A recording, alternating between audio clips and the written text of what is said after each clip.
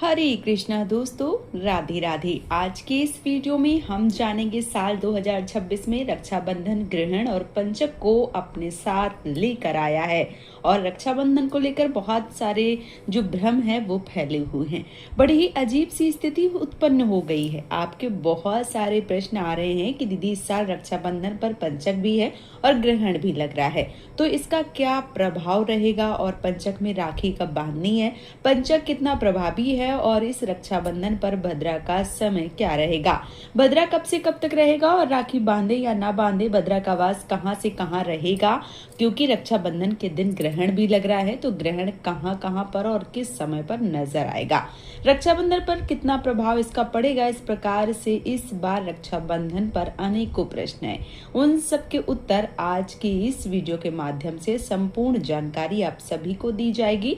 तो सबसे पहला और आखिरी निवेदन यही है कि वीडियो को अंत तक पूरा जरूर देखिएगा दोस्तों, और उसके बाद आप स्वयं निर्णय ले लीजिएगा कि राखी आपको किस समय और किस दिन बांधनी चाहिए। देखिए, जो भाई और बहन हैं, बहन घर के नजदीक रहते हैं तो कभी भी जा सकते हैं, लेकिन जो दूर दूर से आने वाले भाई और बहन हैं उनको इस समय के अनुसार ही अपनी टिकट बुक करवानी चाहिए, आने जाने की पूरी योजना बना लेनी चाहिए।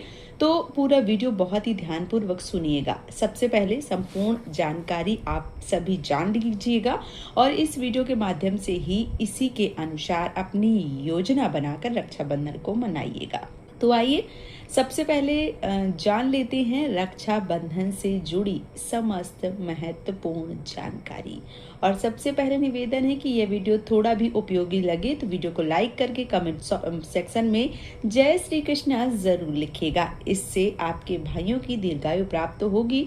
तो देखिए, रक्षाबंधन का जो त्योहार है, भाई और बहन के प्रेम का जो सबसे महत्वपूर्ण त्योहार माना जाता है, ये कोई नया त्योहार नहीं है, बल्कि इसकी अपनी पुरानी एक प्राचीन परंपरा चली आ रही है। और पुराणों के अनुसार एक प्रसंग भी मिलता है कि मान्यता है कि राजा बलि को माता लक्ष्मी ने राखी बांधी थी और उपहार में भगवान श्री हरि विष्णु का जो वास है वो प्राप्त किया था, क्योंकि राजा बलि ने भगवान श्री हरि विष्णु से वरदान मांगा था कि हे प्रभु, आप मेरे घर में आकर वास करें। भगवान ने तथास्तु कहा और राजा बलि के यहाँ रहने लगे। और तब माता लक्ष्मी को चिंता हुई कि यदि भगवान श्री हरि विष्णु वैकुंठ छोड़कर यहाँ रहने लगे तो वह स्वयं कहाँ जाएंगे। इसलिए माता लक्ष्मी ने श्रावण मास की पूर्णिमा तिथि के दिन राजा बलि को रक्षा सूत्र बांधा और उनसे भगवान श्री हरि विष्णु को वापस मांग लिया था। इसी प्रकार से द्वापर युग में श्री देवी द्रौपदी और भगवान श्री कृष्ण से जुड़ा हुआ एक रक्षा सूत्र का महत्व दर्शाता है। भगवान श्री कृष्ण ने सदा द्रौपदी की रक्षा की और इसके बाद कलयुग में भी रक्षा सूत्र को अनेक इतिहास और धार्मिक उल्लेख देखने को मिलते हैं। यह एक ऐसा त्योहार है जो भाई और बहन के प्रेम, विश्वास और एक दूसरे की रक्षा के संकल्प को दर्शाता है। बहन अपने भाई की कलाई पर रक्षा सूत्र बांधती है और भाई अपनी बहन की रक्षा तथा उसके सुख दुख में साथ रहने का वचन देते हैं। आज के समय नारियां स्वयं बहुत ही सक्षम हैं, लेकिन भाई बहन के प्रेम और पवित्र रिश्ते को बनाए रखने के लिए यह परंपरा आज भी उसी प्रेम के साथ चली आ रही है। प्रिय श्रोताओं, इस त्योहार पर सबसे अधिक चर्चा भद्रा को लेकर होती है, क्योंकि रक्षाबंधन के समय भद्रा का विचार किया जाता है और इस वर्ष भी भद्रा को लेकर बहुत ही संशय बना हुआ है। भद्रा कब से कब तक रहेंगे और राखी कब बांधनी है, भद्रा का वास कहाँ पर रहेगा, और इसके अलावा इस बार ग्रहण भी है, इसलिए ग्रहण के सूतक काल को लेकर भी लोगों के मन में अनेकों प्रश्न उठ रहे हैं। और साथ ही इसी समय पंचक का भी आरंभ हो रहा है, इसलिए सभी लोग पूछ रहे हैं कि पंचक का रक्षाबंधन पर क्या प्रभाव रहेगा। तो देखिए, सबसे पहले भद्रा की बात करूंगी। भद्रा का प्रभाव उसके वास के अनुसार देखा जाता है। भद्रा का वास पृथ्वी लोक में है, पाताल लोक में है या फिर स्वर्ग लोक में। यदि भद्रा का वास पृथ्वी लोक पे है तो उसे विशेष रूप से प्रभावकारी माना जाता है और ऐसी स्थिति में भद्रा के समय राखी बांधने से बचना चाहिए। लेकिन यदि भद्रा का वास पाताल लोक या फिर स्वर्ग लोक में है तो इसका कोई भी प्रभाव पृथ्वीवास पर देखने को नहीं मिलता है और ऐसी स्थिति में राखी बांधी जा सकती है। साथ ही यदि पृथ्वी पर भद्रा हो तो भद्रा पूज्य के समय भी दोष कम माना जाता है और इस समय राखी बांधने की परंपरा भी मिलती है। लेकिन यहाँ सबसे पहले यह जानना जरूरी है कि रक्षाबंधन आखिर किस दिन मनाई जाएगी, क्योंकि उसी के अनुसार भद्रा का समय निर्धारित होगा। रक्षाबंधन का त्योहार श्रावण मास की पूर्णिमा तिथि को मनाया जाता है और जो इस इस साल यानी साल 2026 में श्रावण पूर्णिमा 27 अगस्त को सुबह 9:08 से आरंभ होगी और 28 अगस्त को सुबह 9:48 पर समाप्त हो रही है। इसलिए पूर्णिमा तिथि जो है वो 27 अगस्त को ही आरंभ हो रही है, लेकिन रक्षाबंधन के लिए जो पूर्णिमा तिथि है वो निर्णय उदया तिथि के अनुसार ही किया जाता है। इसलिए रक्षाबंधन का पर्व 28 अगस्त को ही मनाया जाएगा।